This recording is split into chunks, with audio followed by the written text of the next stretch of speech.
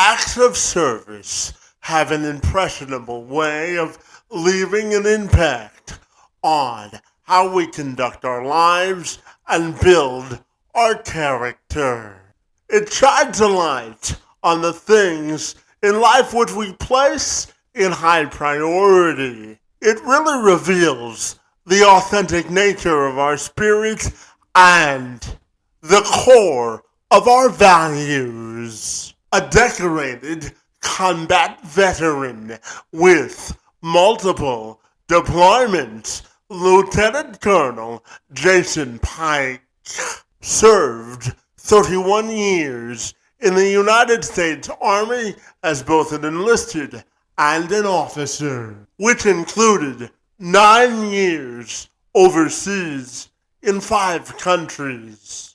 Jason earned more than 30 service awards and badges, and he even survived some wicked military training. He credits his father for his character and outlook on life and says, with his influence and direction, he was placed on the right path. After being told by multiple educators and those in his life that he wouldn't amount to much, he has defied the odds and written a book about his military experience.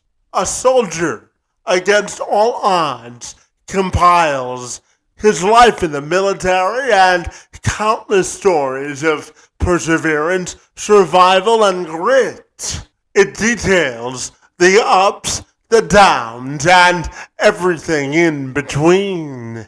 His diversity of Army jobs, assignments, and schools from age 17 to 48 sets this military memoir up differently from all the rest.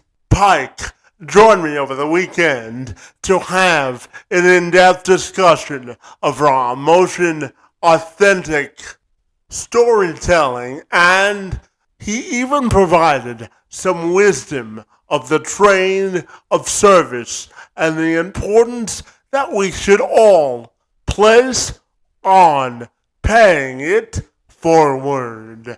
I'm Kevin McShann. Let's have this conversation.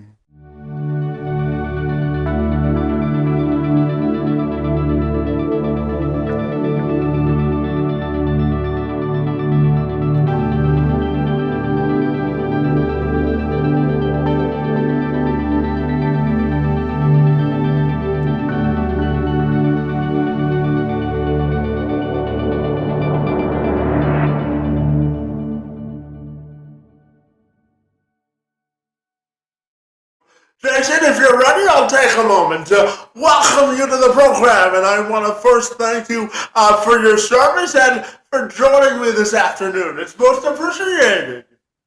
You're welcome. Thank you for having me. Absolutely. And Jason, I know that your story starts primarily with some of the lessons that your father was able to instill in you at an early age. So I'm wondering, what were those lessons and why your dad was so important to you? I didn't realize how important he was to me until after he passed away, and then I started to put pen to paper on this book. And just a few things was he taught me about survival and, never giving up and persistence and things of that nature. And I have it detailed out in my book that just came out. Absolutely. So let's dive into the new book and what it's all about and what inspired you to write it in the first place, my friend.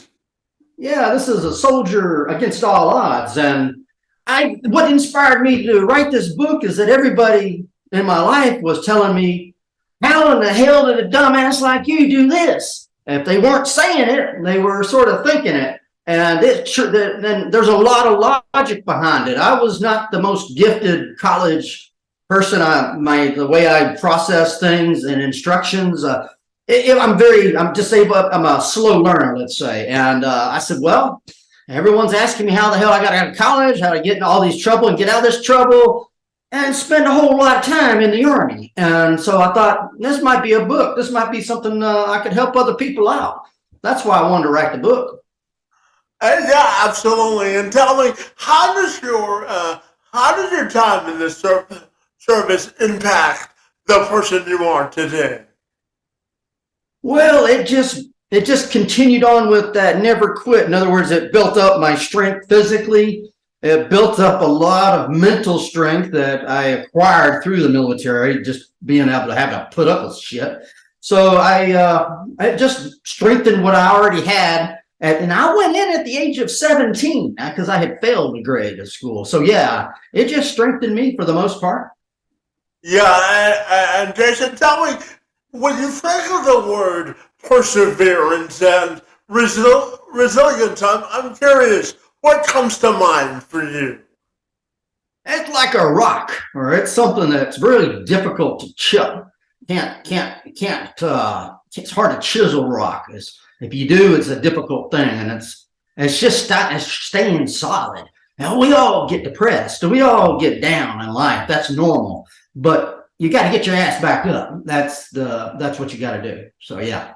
Yeah, and tell me, I know that coming from a service background, you know all about the value of camaraderie and connection. So tell me, how do you think those two things have intersected in your life and the importance of making authentic human connections and how important that is to you? Yeah, that's the only thing that I really miss, and I still got it. I still have a lot of contacts that I keep up with in the military, but the fun, the camaraderie, the joking, that is really a very important thing. And each other, they help you to survive. They help you to move on in life. And yes, at the end of the day, it's all about that person to your left and right. So yeah, they're very important. Yeah, absolutely. And getting back to your book for a second, A Soldier Against All Odds, I know it's an unorthodox sort of lifestyle that you've lived, and you want to sort of share your own personal story of both vulnerability and strength at the same time. I know that's important to you, isn't it? Oh yes, being a slow learner and having to figure things out. I was unorthodox. I was kind of a maverick character. I did things a lot differently than others. I was slower, and for me to learn and catch on, I either had to get some help from other people, or or I had to work at it. And in the book, it's called the 5 Ps. It's prior planning prevents piss poor performance. So I had to do that, and whatever it took for me to go through these schools. I had a lot of military schools. I had a lot of education in the civilian world as well, and it took me longer a little bit to get them. But yeah, it wasn't when you look at this book and you look at these stories, you're gonna ask yourself, how in the hell did he get through all this stuff? And I think it's something that'll give you inspiration. And doesn't have to be just the military. You could look at it and say, wow, if that guy, if he made it, hell, I can make it too. Well, yeah, everybody has their own portrait of success, don't they, Jason?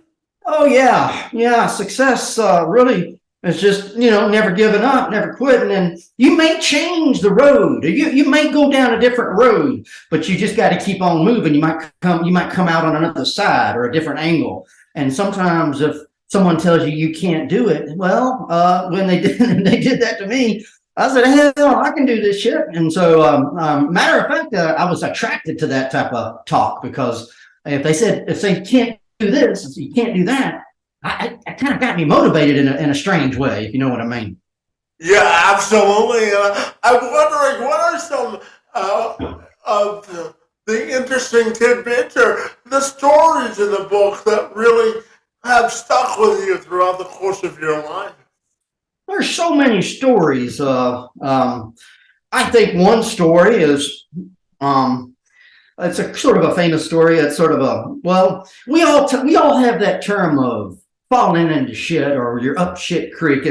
that's a term we use that, man, this is really, really bad place that we're at. And it's used as a term, but really with me, it was true. I have fell into a shithole, matter neck deep. It was in South Korea and it was at night and I was alone and I thought I was going to drown.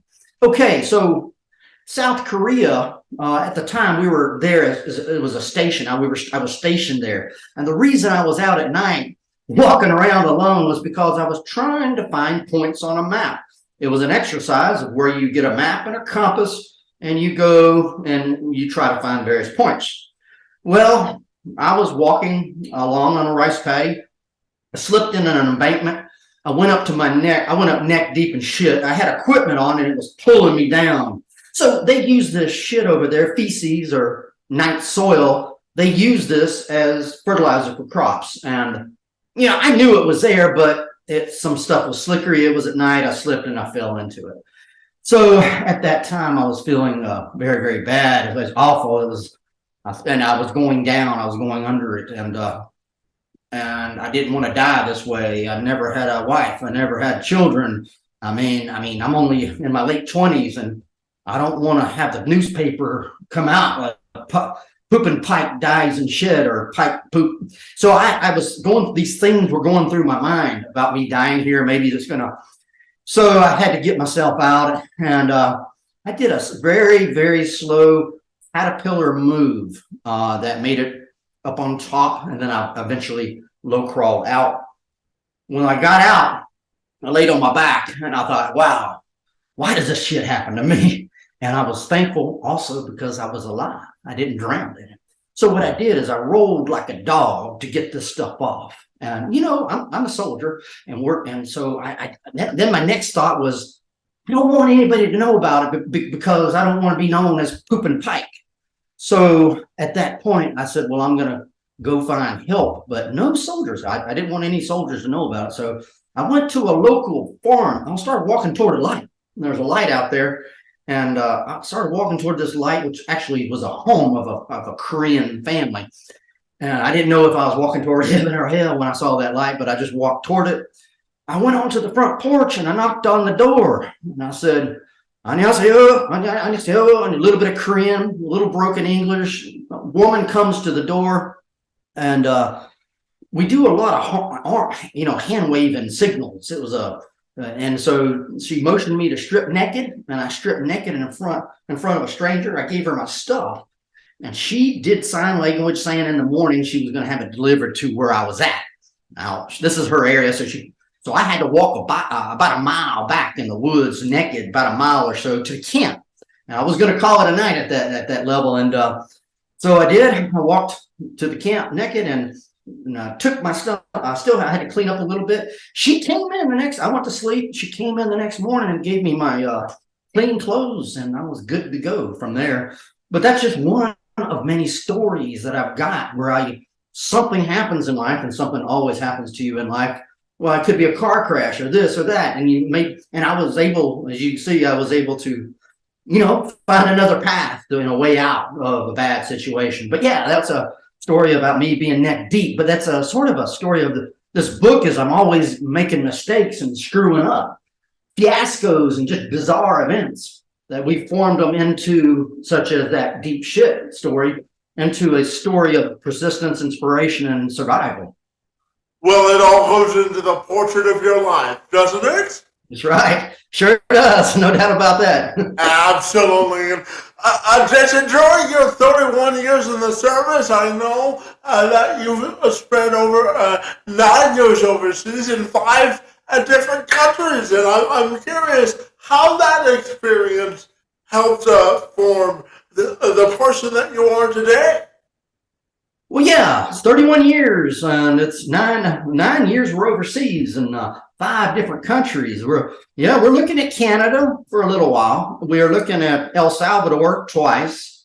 I had Korea 3 different times, spent 6 years over there. Afghanistan, been to war, and I had Germany. And there's a lot of little countries I deviated off to, but those are the 5 ones, the main ones. But I would say that was the most educational. I mean, you could take my bachelor's degree away and you can take my master's degree away, but I don't want you to take my experience of living overseas away, because that was the most educational. The foods, the women, the lifestyle, the culture, the language. It just goes on and on. And you smell it, you hear it, you taste it, you drive it, and that's something you can't replace. And we can always go to a classroom and sit in front of a professor and try to learn something, but learning stuff overseas is really, really it was an amazing experience.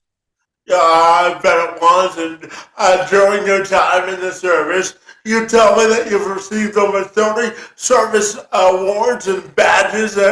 You've even survived military training, obviously. And tell me, what do those honors mean to you, and how does it shape the way that you live your life today? Well, these honors kind of help the storyline, where it's ironic that I got a lot of awards. I went into a lot of shit. I had a lot of crazy stuff happen to me, but I've got a lot of awards. I've failed a lot of things, but I kept on going, and I built up a lot of awards. And probably the ones towards the end, like the Bronze Star in Afghanistan, that's a very special award to me. That's a wartime award. And then you've got the Legion of Merit. But really, also that exercise, there's a getting that expert field medical badge, which I talk about. That was an exercise where I went into deep shit. It took a lot. It took me 3 times to get that badge. That's up at the top. Of course, jumping out of airplanes. I loved that. It was fun. I was a support guy in a special forces unit, and so yeah. So you look back and you say, "Wow, how the hell did I do all that stuff?" Well, I had a lot of years in, so I had a lot of experiences, went to a lot of places, so it means a whole lot. Yeah, absolutely. And Jason, tell me, for anyone watching or listening to this, what would you tell them about the importance of service and really paying it forward to others? Tell me about the importance of paying it forward and how you view service on a more broader scale. Well, yeah, so I'm from area, and in South Carolina, Georgia, and Texas, and there's certain areas that are just patriotic, and they're just sort of that's just kind of what a lot of young people do, at least they used to. And I just looked at it really as a means to an end. I thought it was just going to be an easy paycheck. I didn't really think of, like, I'm going to raise my right hand and swear to defend the United States. I was looking at it. I just want to get in and make some money and have some good times. But overall, looking back, yeah, it's service to your country, service to the people of your country, and really, it's service to your left and your right, the people that are there that help keep you alive. And but yeah, looking back, I can see now that it's service to your country, that's considered very honorable. Yeah, absolutely. And, Jason, you've spent some years down in Texas now. So I'm curious, what do you think of when you think of the term Texas hospitality? Why are people in Texas so hospitable? And why do you think they resonate with so many people?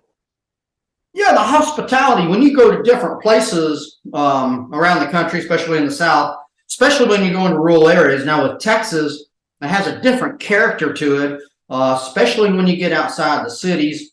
We talk about hospitality, there's places out in Texas where if you're driving and you want to get around someone, that person in the front of the car, they'll just move over to the right and allow you to pass around them. I've never experienced that type of hospitality on the road, where you come up around someone and they'll just move over to the right and allow you to go around. It's, hey y'all, how y'all doing? And just, do you need anything? Can you help me? That's just, you'll find those little pockets of places, not just in Texas, but it's also throughout a lot of the rural areas of South Carolina, Georgia, and Kentucky, and many states. Yeah, absolutely. And Jason, you may know this, but March is Women's History Month. So tell me, when you think of the women in your life and observing Women's History Month, what comes to mind for you?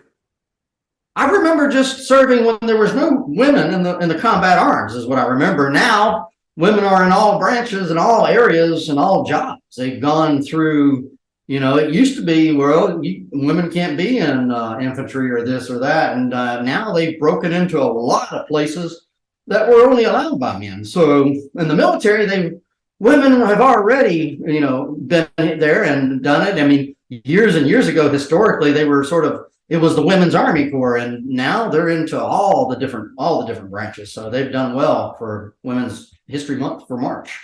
Yeah, absolutely. And Jason, I'm fascinated to ask you where your sort of personality comes from and your passion for life, because you seem like a very passionate guy. So where does your passion for life come from, buddy? Oh, I guess it's because I grew up in the military for the most part.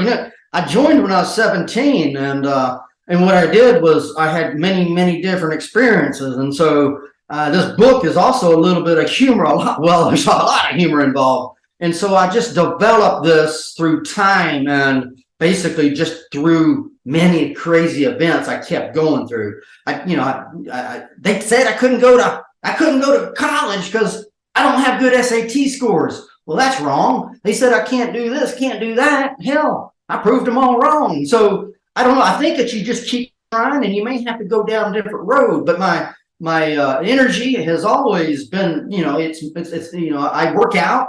I have a passion for fitness, and I like to go to the sauna, and and the physical fitness is a good thing. It's a good thing for your mind, and it gets you motivated, and it refreshes and it rejuvenates everything. Yeah, that's over. Yeah. Yeah, absolutely.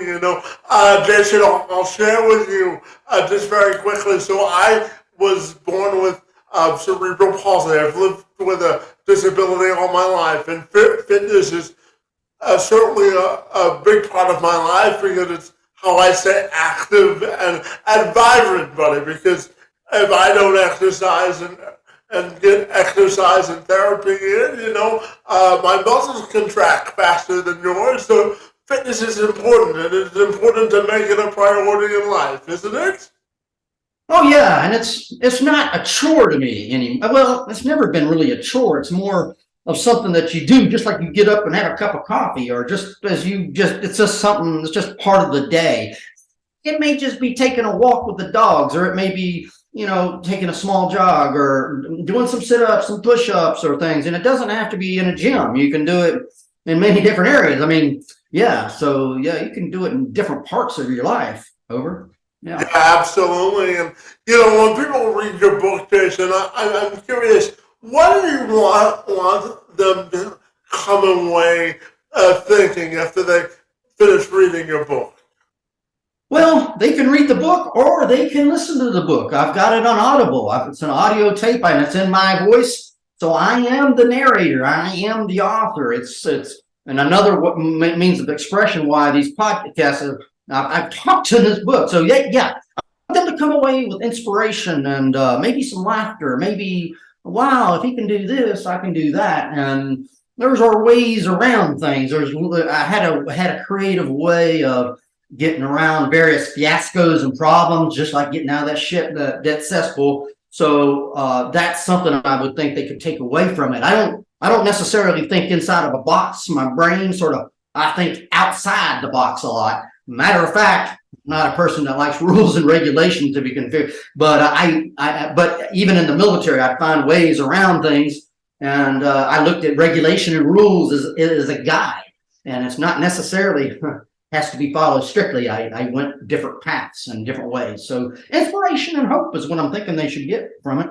Well, I certainly, if you put as much passion into writing the book, into our conversation, I'm sure they'll come away with those two characteristics for sure. But Jason, when I look at the military today, it's certainly gone through many different versions of itself. Even when you were serving, it was drastically different. So I'm curious, when you look at the military today and compare and contrast it to when you were serving, what comes to mind for you on how it's grown and expanded over the years? okay, the military changes just like life. Life changes, cultural changes, our language changes. So yeah, yeah. When I came in, it was mostly just more of a man's army. There was not a lot of women, but at this also things just change. I mean, priorities were all for the defense of our country, but it seems as it goes throughout the time, it matches the culture of the society. So we didn't have cell phones or podcasts. We did not have internet. We just had to read or figure it out. Instructions were either verbal or they were given to us that way. And you think the military is adapted to technologies and things of the time. So, a recruit today would be not a great recruit 30 years ago, maybe because of how the culture has changed. The lifestyle changes with the time. So everyone will talk about, well, and when I was going in, and when I was in the Army, we did this, and this is how much we got paid. They might say those things, but the Army changes with the time and the culture. So these old soldiers that like to say, well, I did this and I did that. We didn't have. Well, see, everything changes with it. So yeah, I mean, I've seen the changes over 30 years, and I don't necessarily complain about it or bitch about it really, because it's just trying to keep up with the times of today. And so I think what they're having the problem today is recruitment for soldiers these days seem to be they're obese, they're fat. They're fat, and because they sit around and they play games all day, and it's a national it's a big problem for the military, because there's some people that want to join the military, but they don't meet the weight requirements, and that's a huge problem. But years ago, without the internet and the podcast and all that stuff, kids just played outside unsupervised. But now it's a little bit different, and of course, the military has to find ways to solve around that problem. Yeah, absolutely. And, Jason, my final question for you this afternoon has to do with your own personal and professional legacy and how you want that to be defined. Well, writing this damn book was a huge undertaking for me. And it was probably the biggest undertaking I've taken. I had a lot of help with this thing. But this book damn near killed me, and I got it in my testimony that I was stressing out with all these military experiences and all these stories. When I saw that stuff written down on a sheet of paper, it brought blood clot. I had problems with blood clotting, and I had pneumonia. I just basically I went to the hospital. What I'm saying is, what my plan is to do is more of these podcasts, get the word out. Go to my book and write a review, or you can listen to it. And then I want to just continue on with podcasts and learning how to do more podcasting. The more you do it, the better you get. So I'm going to work on that. And who knows? I may write another book or something of that nature on down the road. Okay. Oh, well, I mean, if the book writing doesn't work out for you, you could star in some commercials, buddy. You have the energy for it, for sure, okay? Yeah, a lot of people tell me, they've asked me about where my energy comes from, and I think it's just a passion for this, what I'm doing with this book. And but you sometimes it takes a while to find your passion, and I got my passion here, so I'm going to run with it, run as hard as I can with it while it lasts. Yeah, absolutely. Then tell me, when you find your passion in life, you never work a day in your life, right? I don't work. Yeah, I'm really. It's not considered work. No, it's not. You're right about that. Yeah. Absolutely, buddy. So tell me, if people want to get connected with you or buy the book, what's the best way they could do that? The best way to do it is through Amazon. It's Jason Pike.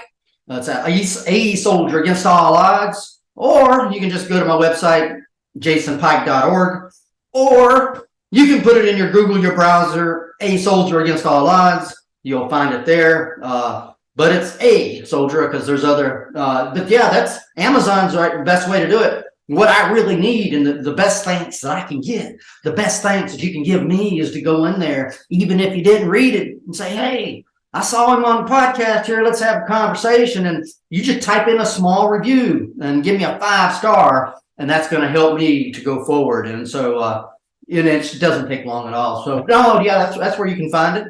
Over. Well, Jason, I'm glad that you found the energy to match your enthusiasm for life, my friend, your work in the space of the military, and sharing your vulnerable but important story is most appreciated. And I want to thank you for hanging out with me this afternoon. Thanks so much, buddy.